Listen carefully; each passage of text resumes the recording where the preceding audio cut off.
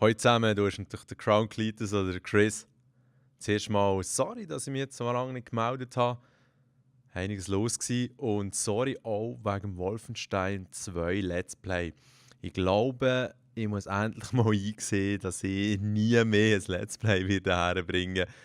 Zeitfaktor ist ganz ein grosser Punkt, aber häufig ist es halt auch so, dass ich die Games sehr spiele.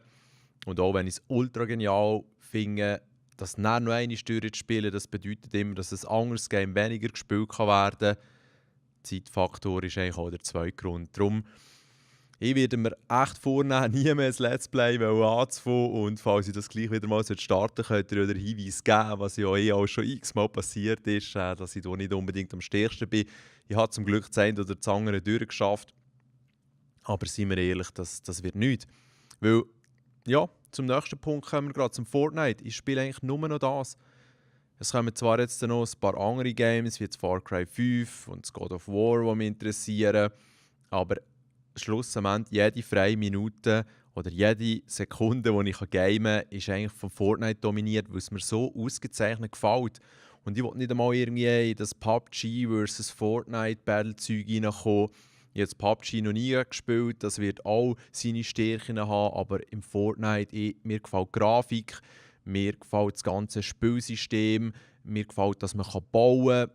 Ich liebe es zum Teil nur schon rumzulaufen und auch wenn irgendwie schon ein 10 abkassiert werden, vielleicht habe ich noch wieder mal etwas Neues gesehen mit diesen ganzen Updates, die sie konstant machen. Ich bin wirklich hellauf begeistert. Es hat schon lange kein Game mehr gegeben, das mich auch jetzt über diesen Zeitraum immer noch motiviert. Nichts gegen das Call of Duty, irgendwas seine, hat mir auch viel Jahre Spass bereitet, aber ja, denkt mal ein bisschen zurück, das Ding kommt im November raus und ja, so im Januar, Februar hat man es das schon mal ein bisschen gesehen. Und es ist jetzt der Ende März und Fortnite ist immer noch richtig am Ziehen. Durch eben die verschiedenen Updates, durch immer wieder die neuen Modis, die neuen Gadgets, die sie hinzufügen.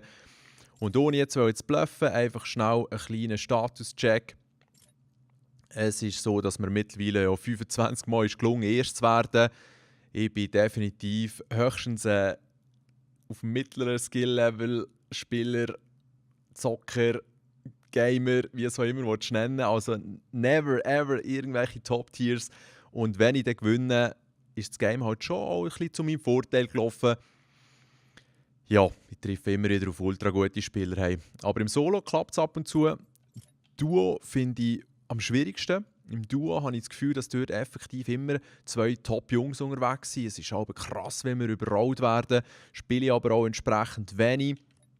Und Squad doch auch 13 Wins können herlegen. Zum Teil mit Randoms, zum Teil mit den Crown-Jungs, Quasti, Merritt, Trapit. Aber ja, es ist ultra schwierig. Du hast auch sehr viele Teams, die gar keine Teams sind, die halt einfach Einzelspieler joinen, vielleicht wegen der Herausforderungen oder weil sie meinen, sie wollen jetzt ein paar Squads squashen. Es ist eher so, dass es sehr vielseitig kann sein, aber man trifft dann immer wieder auf Squads, die ultra strong sind, die auf einem zuzubauen kommen, dass wirklich weisst man jetzt die Siechen brechen über mir zusammen wie eine Welle und verschlucken mich einfach. Du kannst meistens gar nichts machen. Was halt gängig das Problem ist, ist der elende Raketenwerfer. Ist zwar ein geiles Ding, aber das sollte irgendwie, wenn nur noch 5 Spieler halt rum sind, keinen Schaden mehr an den Personen zu machen, weil zu oft wird man einfach in den letzten Runden abkassiert, weil man selber keinen hat. Aber ich bin nicht hier, um mich zu beklagen. Wie gesagt, ich finde es ein richtig geiles Game.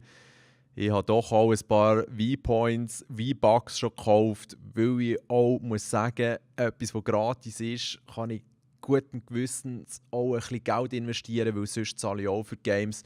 Und wenn man dann so schaut, 60 plus 80 plus 33, sind wir schon fast bei 180 Stunden. Also ja, etwas, das mich so lang flasht, das passt auf jeden Fall. Und dementsprechend habe ich auch schon einiges freigespielt, auch das eine oder andere gekauft.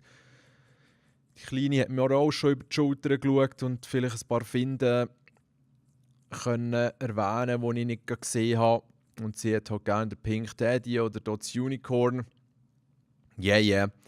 Eben, man kann immer wieder auch darüber diskutieren. Und es gibt auch immer wieder interessante Diskussionen, ab wann dass man so Zeugs zocken und Gewalt und Waffen. Da wollen wir jetzt auch nicht zu tief eintauchen. Was ich einfach merke, ist, wenn man das thematisiert, ist das etwas total anderes, als wenn man Kids einfach allein lässt, das Zeug zocken. Da muss man einen klaren Unterschied machen. Bei den Spitzhacken habe ich auch bei den Bahnen zugeschlagen. Ganz gut gefällt mir natürlich das Einhorn, weil es einfach funny aussieht. Und andererseits auch, wenn man ein paar Gegner abkassiert, fängt dann auch das Horn an zu leuchten. Also so interaktive Spitzhacken finde ich noch stylisch. So wie dort Eva auch. Und auch gerade die neue hier mit dem goldigen Regenbogen, sehr sweet. Am witzigsten ist aber der Jump Junior, weil der halt noch so lustig rumbounced. Ja, und es gibt auch die sich natürlich jetzt am Kopf kratzen, wer für so etwas Geld investiert. Aber ja. Irgendwann verballen wir unsere Knete ja aber schon. Und die dann ein ganzes Leben lang sparen und dann gleich ein früher den Löffel abgeben, haben am Schluss nichts vom Geld. Darum, ein gesunder Umgang ist sicher wichtig. Ich denke, es ist auch nicht unbedingt das Top, wenn irgendein Fünftklässler halt mehrere hundert Steine in ein Game reindrückt für Cosmetics, aber auch dort. Ja,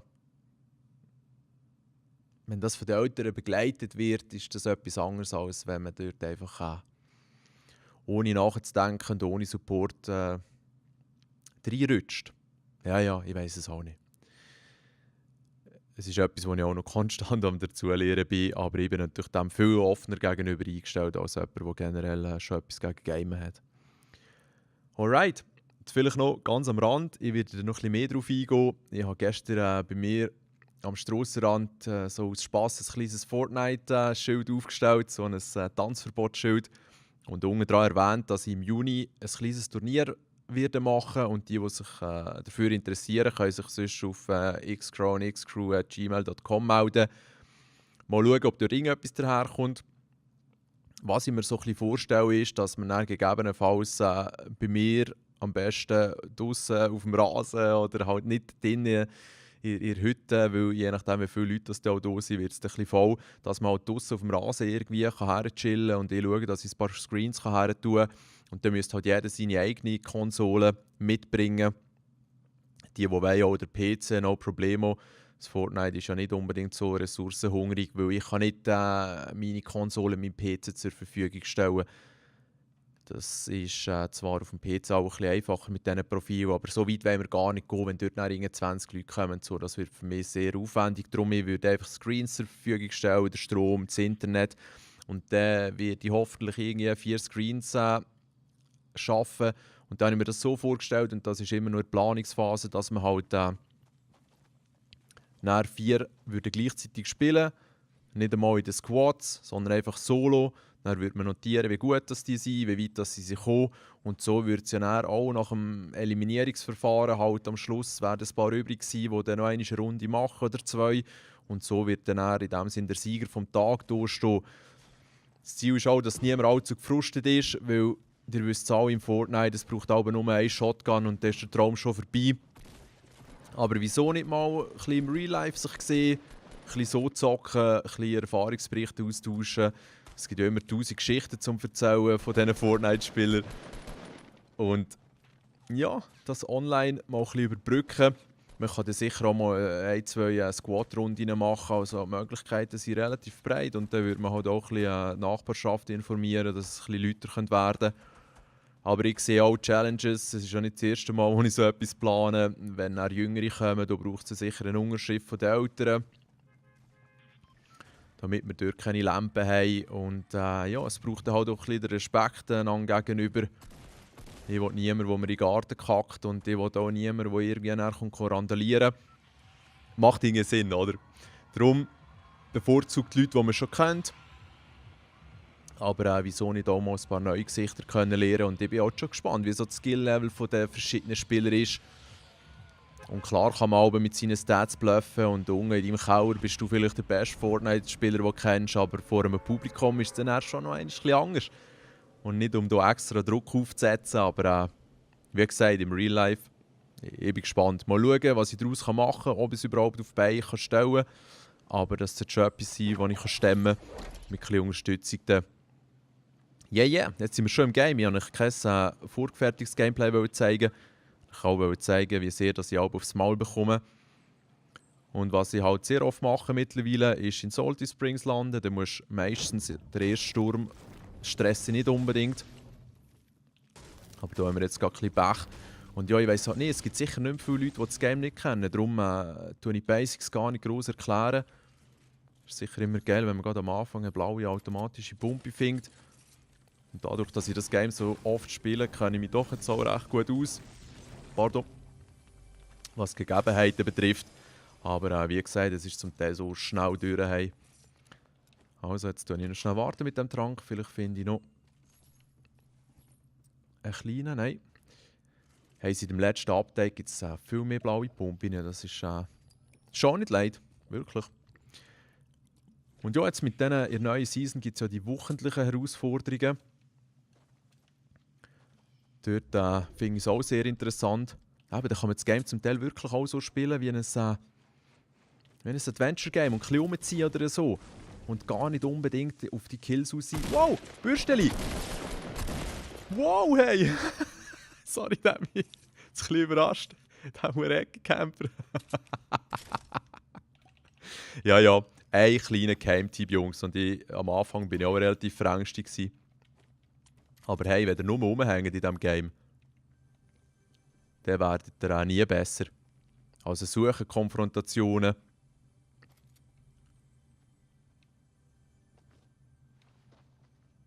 Und versuchen, das Game so zu richten. Hey. Weil eben, wer gut campen kann, hat definitiv keinen Vorteil.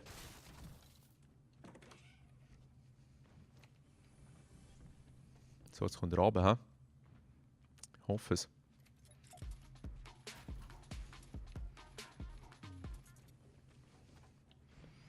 Hast du irgendetwas oben am Bauen, der Burst? Hören. Jetzt machen wir mal die Kiste auf, vielleicht ist etwas Gutes drin. Leider nein. So, jetzt aber.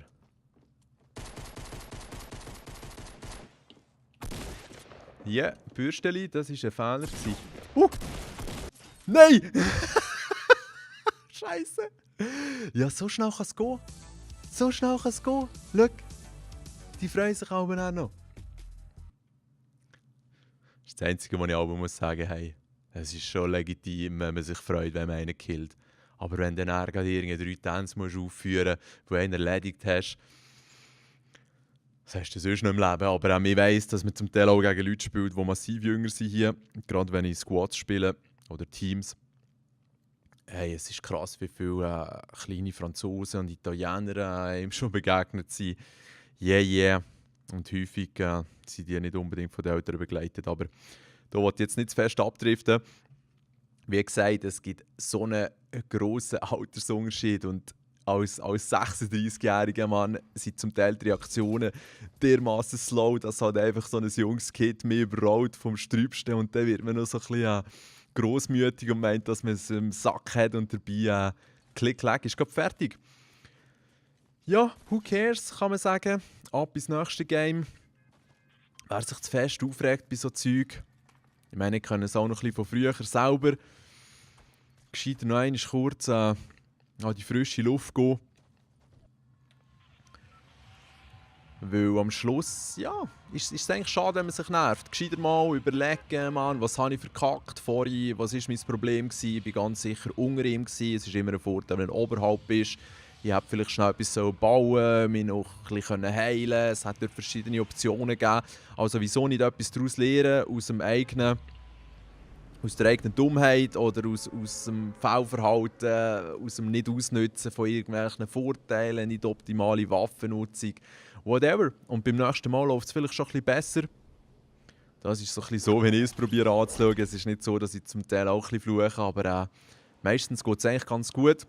Und was ich auch muss sagen, die ersten paar Games so zum Aufwärmen, die laufen meistens auch nicht so flüssig. Heute Abend habe ich es noch dem Götti-Bub gezeigt. Bin ich glücklicherweise Zweit geworden. Klar ist es leid und man möchte Erst werden, aber ja, immerhin freaking Second Place. Hast du schön Freude gehabt. So, schnell schauen, was der Typ da macht. Ui. Scheppert es schon? Ist der hier innen, oder was? Ich höre irgendetwas. Jo. Holen wir uns schnell die Pumpe. Wo säckelt der? Ich höre das ich. Ja, genau. So. Cool. Ist immerhin noch die beste Pumpe hier. Ja, ja. Und wenn man mal Schwein hat, spielt man wirklich gegen 99 Spieler, die noch nicht so gut sind. Weil bis jetzt hat es mir nicht gedacht, dass es irgend so Skill-Based Matchmaking gibt. Da habe ich einen aufgemacht. He.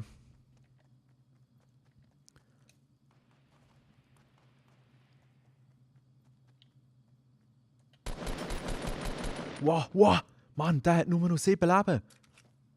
Und ist jetzt vom Falling Damage gefallen, oder? Vom Fall Damage gekillt worden. So. Aber es ist gut möglich, dass da noch ein weiterer Spieler rum ist. Ja. Machen wir hier schnell zu. Wow, wow, wow, wow, wow. Bürsteli. Schöne Moves, Mann. So, ich bin fast tot. Hey. Darum verziehen wir uns hier jetzt schnell. Schnell ein bisschen heilen. Holy shit, hey.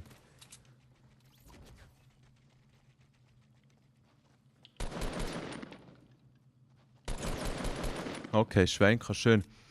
Jetzt hat es mir 30 Schaden angezeigt. Und er war gerade tot. Das macht irgendwie auch nicht so viel Sinn.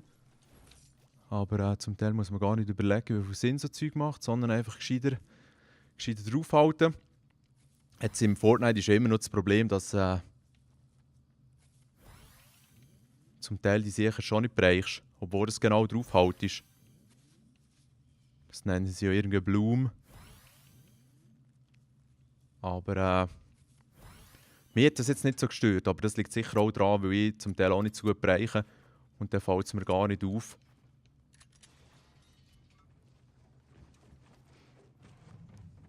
Der ist oben drauf, hä? Ja. Wow, nein, ich bin tot! Nein, ich bin noch nicht tot. Aber ich bin jetzt gerade tot.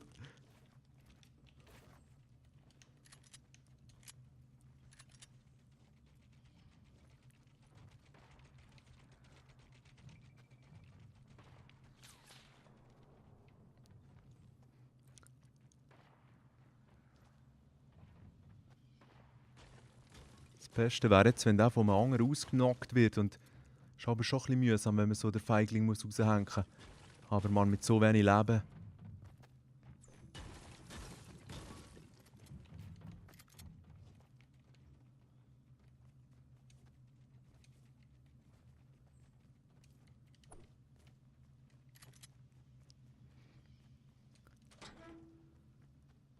Ist auch ziemlich schnell fertig.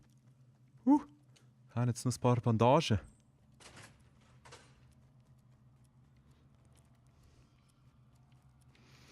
Ja, ich muss sagen, ja, what am I going to do? Was hat der andere hier oben gebaut?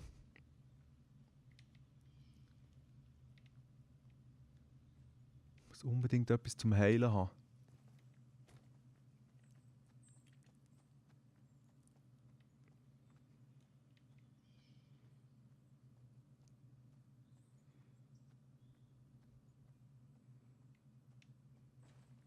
Ah, er ist immer noch dort, hä?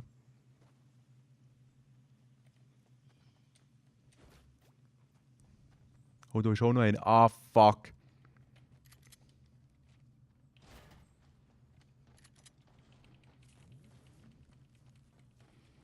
Jetzt kann er das Ding anfangen hacken und er wird mich auch abkassieren.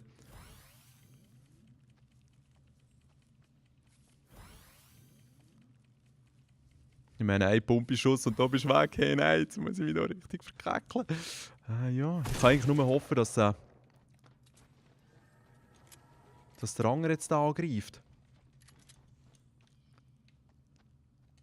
Kann ich hier vorne etwas bauen? Ja, tatsächlich. Hey.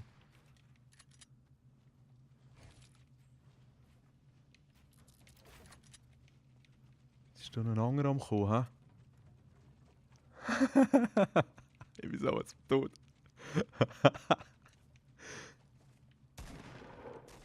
Ja gut, aber jetzt ist genau das passiert. Hey, die sind gegeneinander am Kämpfen. Und dann verziehe ich mich schnell.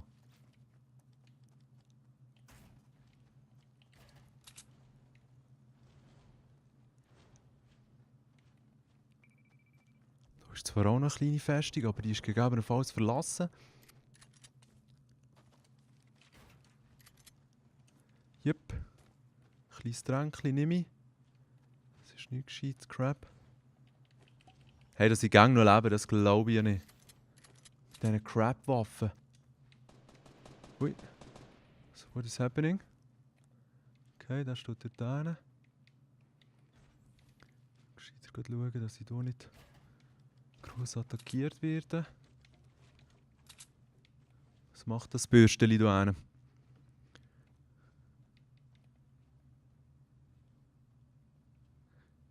Yeah. Ist da auch irgendetwas am Graben? Oder? Ui, ui, ui, ui.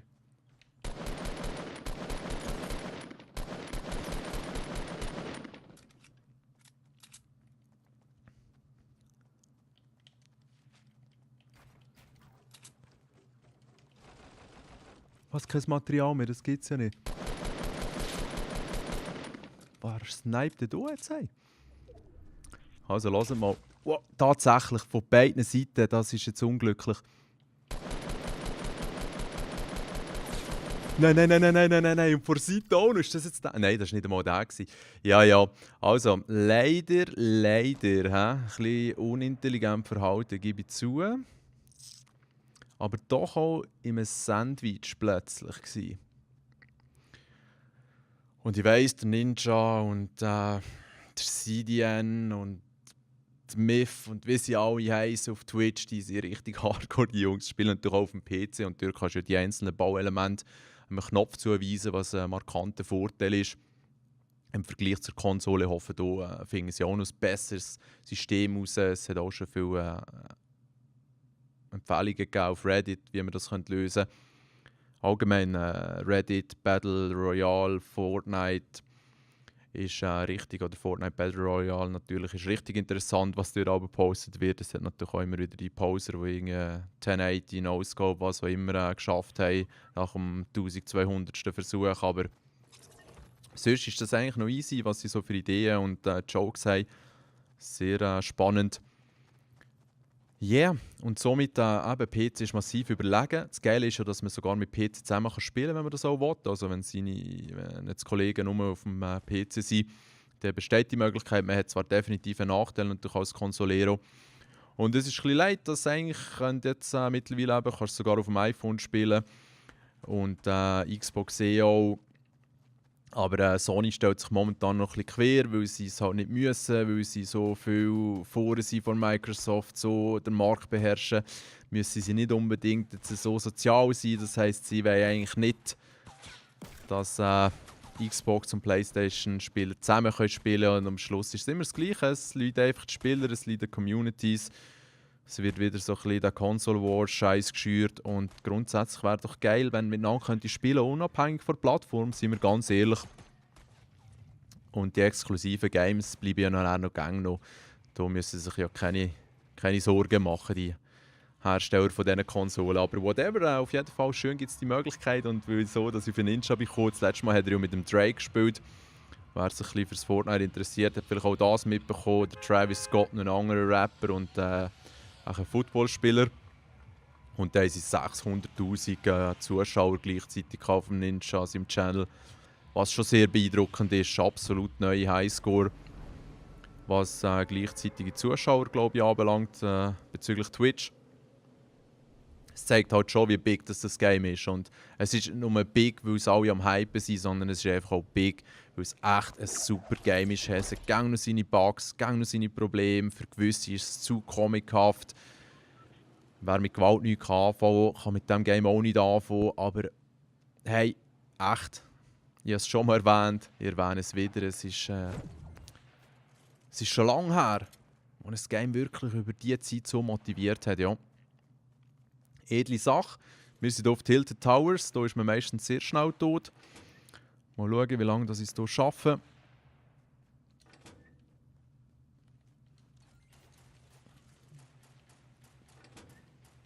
Die Location, wo man landet, der Mensch ist ein Gewohnheitstier, darum viele Spieler bleiben so ein bisschen bei dem, was sie wollen. Ich verstehe das auch, vor allem wenn ein guter Spot ist herausgefunden, aber zum Teil ja, es soll nicht zu monoton werden, es soll nicht immer gleich ablaufen, kann man sich selber noch ein bisschen challengen.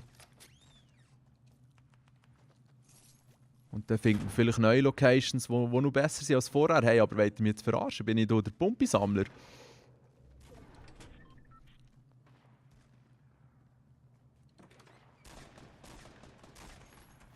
Ja, immerhin mal ein bisschen Schild.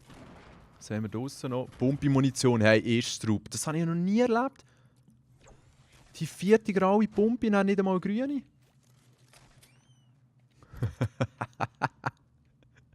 Only Shotgun Challenge, hey. Alright. Neu haben sie gemacht, seht ihr das da vorne im Gebäude? Das ist so ein riesen Stuhl.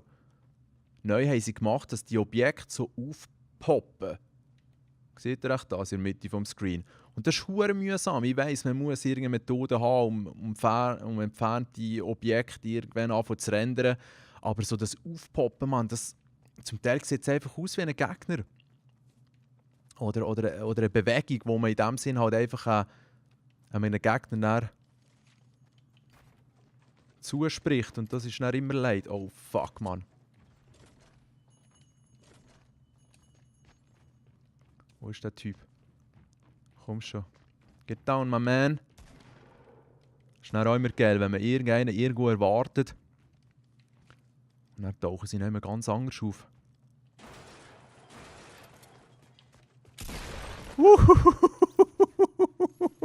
Das ist schon das Leid an dieser Knarre, ich sage es immer wieder, Mann. Hey, Schuss und du bist einfach weg. So. Bolt-Action-Knarre ist schon easy, aber der kommt jetzt nicht so gut klar.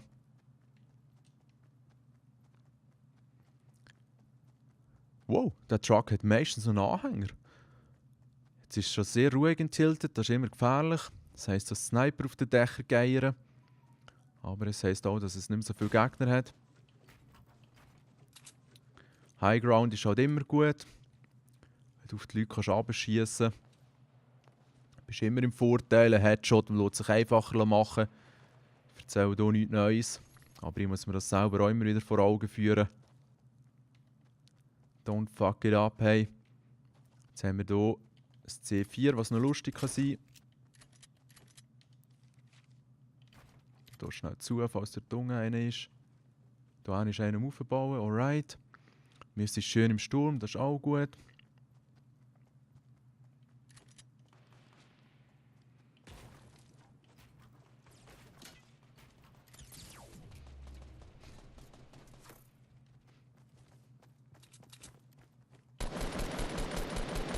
Wow! Oh, es ist Chuggy. Oh, Jesus. Es ist Chuggy. Oh. Hey, mittlerweile trinke ich das Alben fast direkt. Weil es die anderen auch nicht so mal gönnen, wenn sie mir dann abkassieren und das können haben. Aber ja, es ist auch schade, wenn man dann stirbt und es nicht konsumiert hat. Darum, let's go.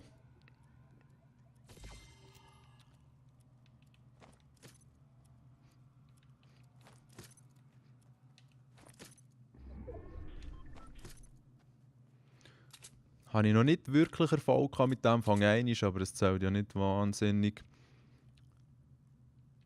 Aber sonst ist das C4 schon noch funny.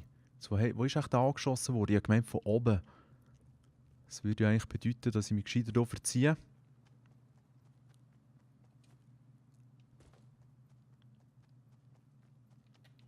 Ja, ich sage jetzt mal so, unter die ersten 30 oder 25 kommt man noch gleich mal.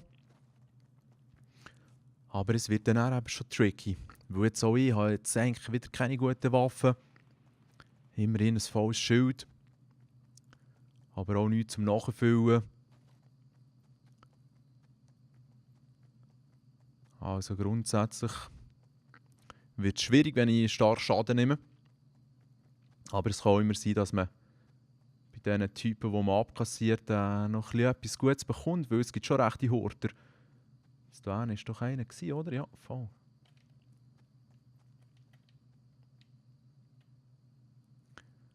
Schnell ein bisschen die Situation beobachten.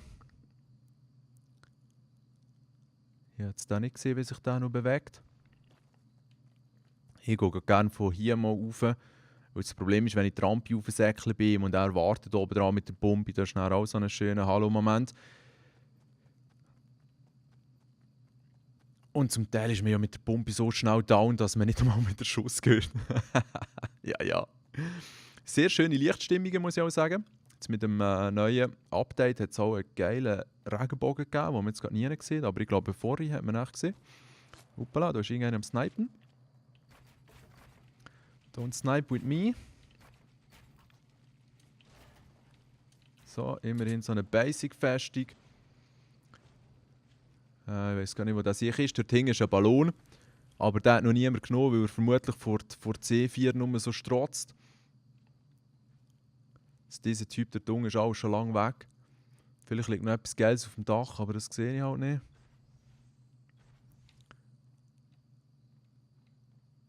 Das Beste ist immer, wenn du von hinten angegriffen wirst. Yo, crap, hey. Ja, und einer der goldigen Tipps ist halt wirklich auch immer in Bewegung bleiben. Schau, dort war einer. Dort war tatsächlich einer. What up, man? Der hat nur noch 30 Leben jetzt.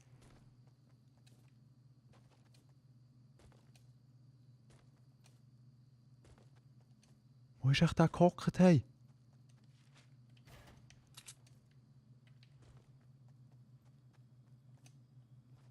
Muss irgendwo da gewesen sein. Ja, schauen wir mal. Was wir für ein Glück haben. Wow, nein, genau in dem Moment nimmt es mich. Wenn das nicht Karma ist. Ja, also das ist jetzt eigentlich ein Moment der Dummheit gewesen, hä? Holy shit. Ja. Leider, hä? Leider nicht ganz geschnallt, dass die Fallen was, man? Ich habe gemeint, die sind nicht wirklich drunter, hä? Falsch gemeint. Immer wieder etwas Neues, was man dazu lernen kann. Zieht nicht das hier rein, sich hier den neuen Skin gekauft, wo man auch wieder ein bisschen verarscht wurde, muss ich zugeben, weil normalerweise kann man ja die Backblings, also das Zeug, das man am Rücken trägt, sei es das ein Rucksack oder ein Schild oder ein Schleif oder jetzt eben auch in seinem Umhang, normalerweise kann man die abnehmen und als einzelnes Element auch bei anderen Charakteren brauchen oder es gar nicht brauchen, wenn es einem nicht gefällt. Aber hier zwingen sie einem, das Ding zu nutzen und klar ist es nur etwas Kleines, aber es ist doch auch ein bisschen hingerfotzig, dass sie Sachen, die eigentlich früher nicht kombiniert waren oder in dem Sinne auseinandergenommen können werden, wie eben die Rucksäcke, dass man jetzt wieder gezwungen ist, etwas zu nehmen, das früher modifizierbar war. Lange Rede, kurzer Sinn. Der Typ macht das nicht schlecht, hat auch schon seine 5 Kills. Ja, und ich muss mich jetzt fast ein bisschen von dieser Dummheit erholen. Ja. Oh. Nicht schlecht geschossen, Mann. Durchs Fenster durch und dann noch im richtigen Moment, dass dieser reinzieht. Big up. Hey, zweimal von der gleichen Falle genommen worden. Das ist mir noch nie passiert. Effektiv. Ja, das ist doch das gut, dass wir das gerade auf Video aufzeichnet haben. Da wird man noch lange etwas zum Lachen haben, Mann. Hä? Stell dir mal vor, du wirst zweimal vor der gleichen Falle abkassiert. Dann musst du schon ein bisschen Hohlschäme sein. Oder meinen, du stehst in einem guten Winkel zu diesem Ding. Yeah. Wir können jetzt eben noch ein bisschen zuschauen. Ich habe schon einige Sachen gelesen bezüglich Gegner, die einem abkassiert haben. Die einen genießen es, weil sie dann ein bisschen zuschauen können und vielleicht noch etwas von diesen Pros lernen. Und die anderen freuen sich dann richtig, wenn die einem abkassiert haben, dann auch abkassiert werden, weil, ja, ich weiss doch auch nicht, Rachegelüste oder, wie sagst du dem dann? Missgunst, genau. Also da vorne sieht es noch grad nach einer kleinen Auseinandersetzung aus, die eventuell passieren könnte. Die gönnen wir uns jetzt noch. Der Killer Pro Big Daddy, für den zweiten jetzt nicht mehr gelangt. Immerhin bin ich in diesem Fall von einem Daddy gekillt worden, oder whatever. Die Sache ist die, ja, jetzt bekommt er auch auf den Schnitt. Vielleicht ist auch sein Sohn am Spielen, sein 5-Jähriger. wobei, er hat keinen blassen Schimmer. Zieht er das rein, schön geschossen, Mann. Dieser hat einen Raketenwerfer, wo er ihn schön von oben kann mit Splash Damage massieren, genau. Was, 2? 2 zieht nach rein. Hey, das glaube ich jetzt aber nicht. Jetzt haben die sich gegenseitig erledigt, er konnte profitieren. Der Sniper ist ja wohl der schlechteste und er steht nicht, dass von ihm von hinten Rücken geschossen wird, oder was? Ja. Nein, der Sniper hat nicht geschossen, während der sich am Heil war. Das glaube ich ja nicht. Aber vielleicht hätte man nachladen oder whatever. Eben, ich darf ja nichts sagen, wo zweimal die gleiche Falle ist.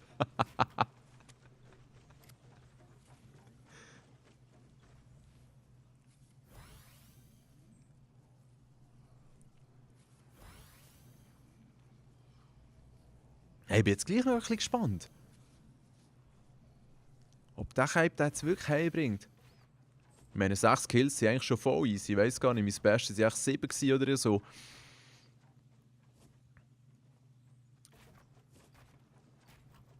Und dann gibt es die solo in den Squads irgendwie, was haben sie das letzte Mal gemacht? 50 oder so. sorry. Das ist nicht ein schadenfreudiges Lachen. Aber vielleicht ist es auch ein kleines ausgleichende Gerechtigkeit.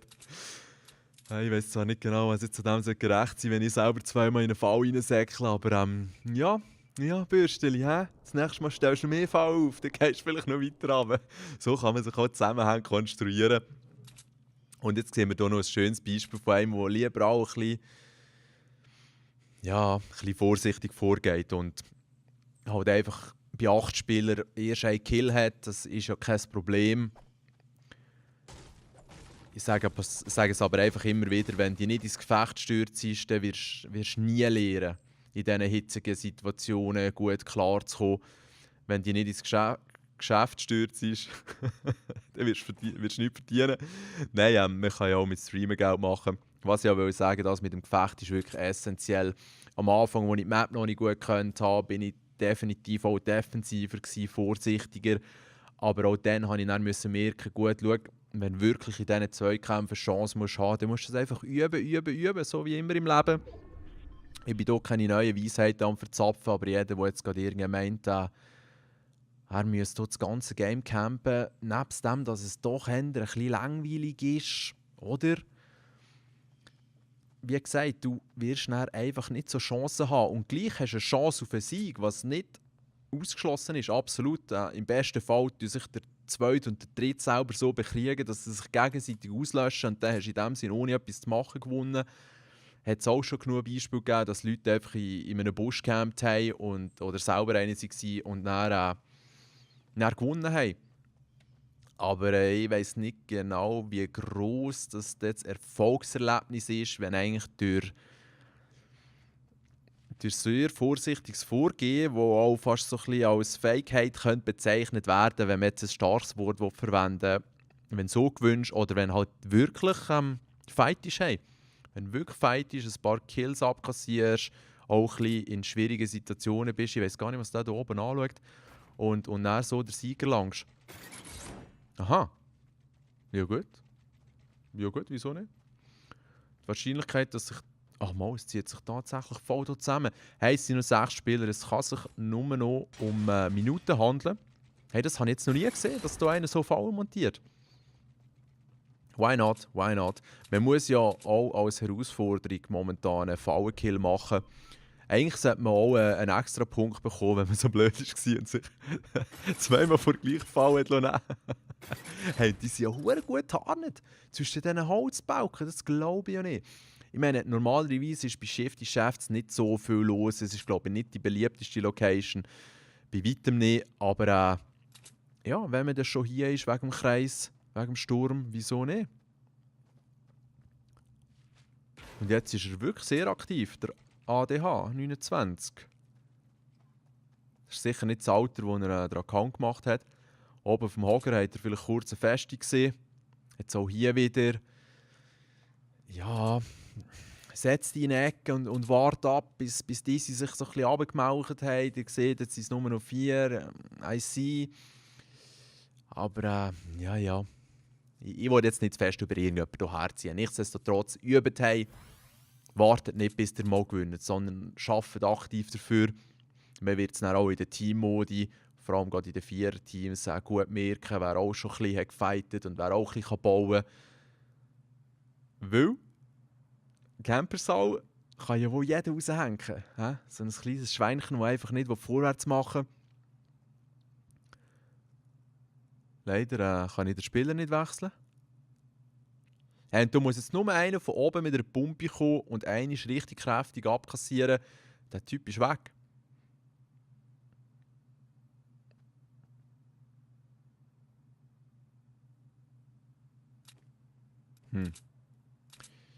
Ja, jetzt von dem du schon fast ein bisschen das Gesicht davon einschlafen, auch wenn der jetzt hier seine Waffe ein bisschen wechselt.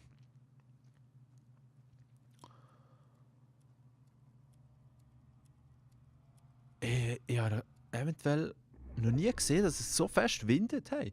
Das Gras jabbert ja richtig und dann zieht nach der Baum, Tanne oder was auch immer rein. Die bewegt sich auch ein bisschen im Wind. Aber nicht ganz so wild. Es gibt ja, glaube ich, eher selten, dass der Wind über den Boden zieht und oben dran weniger herrscht. Oh, links höre ich auch einen. Ja, jetzt werden wir es gerade sehen, ob die Camper-Aktion von Erfolg getragen wird. Der Mr. Sniper, der muss nur einmal schießen und dann wissen sie, wo das Bürschli ist. Nein, aber das glaube ich nicht. Das muss ich sagen, ist auch eine Tendenz, die ich festgestellt habe. Am Anfang jetzt tendenziell ein bisschen weniger Games gegeben, wo man einfach nur so rumgehockt ist. Weil, wenn die letzten 5 noch übrig sind, klar will man nicht dumm noch sterben, wie zum Beispiel zweimal in einen Fall reinlaufen, aber hey, come on. Gleichzeitig ist vielleicht der Pulsschlag so hoch, dass man Mühe hat, irgendwie koordinierte Bewegungen herzubringen und dann ist man vielleicht auch lieber eher defensiv. Also, ja, der hat einen kleinen Trick gemacht. Der sieht ein bisschen besser durch. Ja. Ja. Wir können hey, Bürsteli. Da haben wir wirklich den besten verwischt zum Zuschauen. Doch kann man eben wirklich auch ziemlich gäbig immer wieder nachbauen. Jetzt. Links von ihm ist einer. Oder oben dran.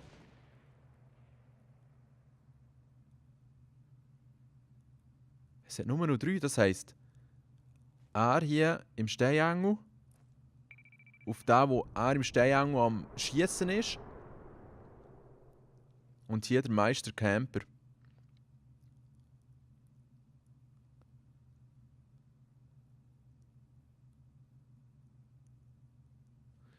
Ja, er da oben macht nicht so eine schlechte Festung, solange dass es so ein bisschen abgestützt ist. Geht es gut, würde ich sagen. Man sieht es halt oft, dass dann so Zeug irgendwie nur an einem oder an 2 Brettern hängen und dann schiesst die weg und dann ist Feuer oben. Aber er hat in der Zunge doch einiges, was er dreht.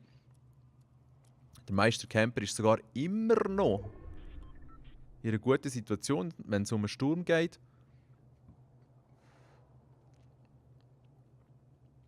Jesus Christ, komm, bring it to an end. Ich hoffe, da oben der Flügelmann, der sieht ihn. Aber nein. Es ist noch gerade ein Ballonchen gelandet. Hey, wir müssen jetzt hier effektiv zuschauen. Also es zwingt mich ja niemand dazu zu schauen, natürlich. Mir eigentlich auch nicht. Aber ja, jetzt nur noch bei 3 kann ich ja wohl nicht aufhören. Okay. Wer Granaten jetzt hier? Es ist er. Oh nein! Das sehe ich jetzt schwenken. Aber endlich, der Campermeister hat eventuell seinen zweiten Schuss abgeführt. Der erste hat er vielleicht für einen Headshot für den ersten Gegner gebraucht, aber der hat es nicht geschnallt. Hey. Das ist ja auch nicht schlecht. Es ist hier, ja okay, ist hier eine kleine Festung gebaut worden, genau. Sehr aktiv. Hey, ich bin echt gespannt, was das Bürsteli macht. Der schaut jetzt ein bisschen in der Gegend rum, hä? Ja. Ja, wieso nicht? Und er hier oben versucht jetzt natürlich alle Objekte, die ein bisschen Deckung geben, auszuradieren. Das ist relativ normal, wenn nur noch so wenig Fläche nicht vom Sturm erfasst ist. Er hat das Glück, dass er in seiner Festung immer noch im Auge ist. Ah, das ist jetzt ein anderer, oder? Nein, sorry. Hey, wieso schiessest du nicht, Junge? Jetzt ist der mehrmals an genau gleichen Spot hergetreten. Und eben, immer noch an dritt denken, hä? Mir denkt, sie hören links etwas.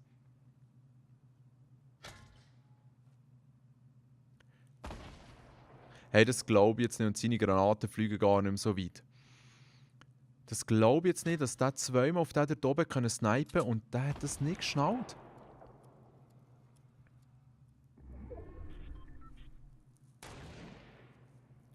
Alright.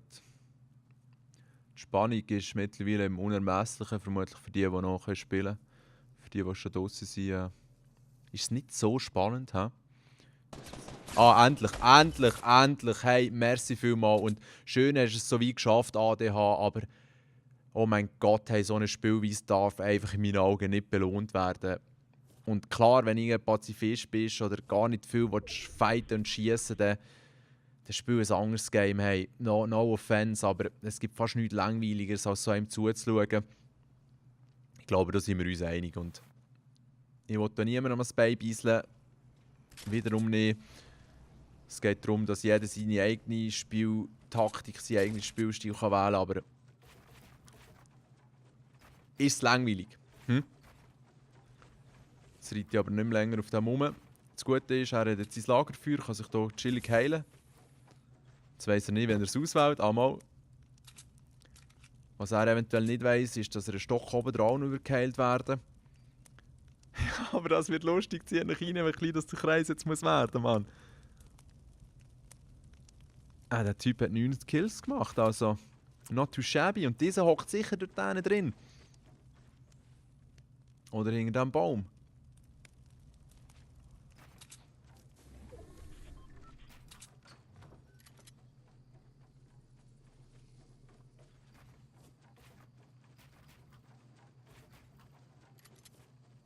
Hey, Türnig, oder?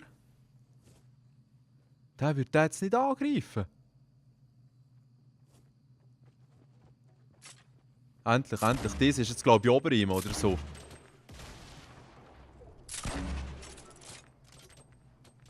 Nein. Zum Teil ist die Akustik schon ultra strange von diesem Game. Ich höre das ich ja.